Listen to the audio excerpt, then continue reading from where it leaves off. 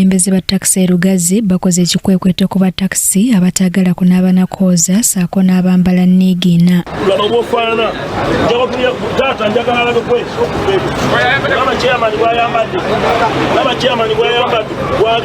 Bano bagumbye mu paaka ne ku siteegi ez'enjawulo mwe bakwatidde buli abadde addugala saako n'abambala nniigiina.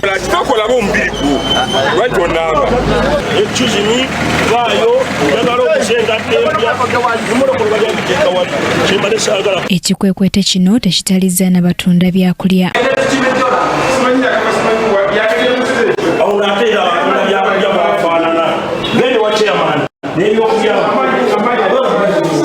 Ntambi Badru Ndagayi ssentebe w'aba taxi mu Lugazi ategeezezza nti baagala okutereeza omulimu gwabwe ng'era bagamba nti baludde nga balabula bannaabwe bano okweddako.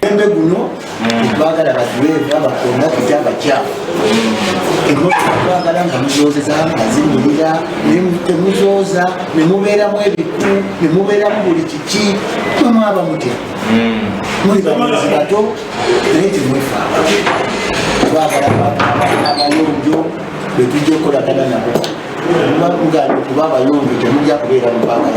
abakulembeze abalala basanyukidde ekikoleddwa nga bagamba nti kibadde kisusse. Baduleva balina balabula ne bagamba obuyonjo tubwetaaga, emmotoka zirina okubeera ennyonjo olw'ensonga nti abasaabaze betutwala naye oluusi alekayo emmotoka ye tutwala abalamuzi, tutwala balooya, tutwala badokita, tutwala abantu bangi ab'obuvunaanyizibwa ne tubagaa nti wajja okulinnya emmotoka kiba tekitegeeza nti teyeesobola naye babeera bakasitoma batubagira era nze nayise omulanga wonna abantu tubagamba babeere bayonjo. Gavumenti tugamba kati ng'obulwadde bwa Ebola bwewaawo yadde tukubiriza okukola bwe bati abamu ne baginenya nti etaddewo amateeka naye betuyambyeko.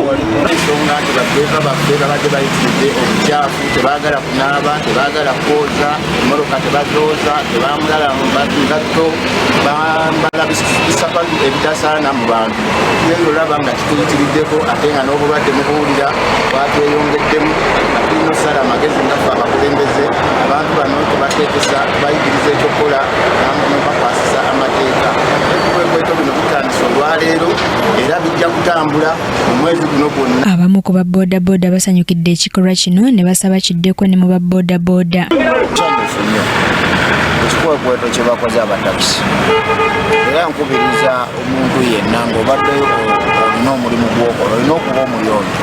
Woofiisi yo erina okuba nga nnyonjo kuba woofiisi yo webanga ejja funa era senga kibadde kisoboka mukulu Kasozi ekikwekweto yandikireeseko naffe mu babooda senga abadde asobola era omulimu ababooda getukola nabo obuufu ng'awunya nga n'omusaabaze tayagala. Alex Miseo yakusakidde eggulire lino ku Rakai TV amalindiri.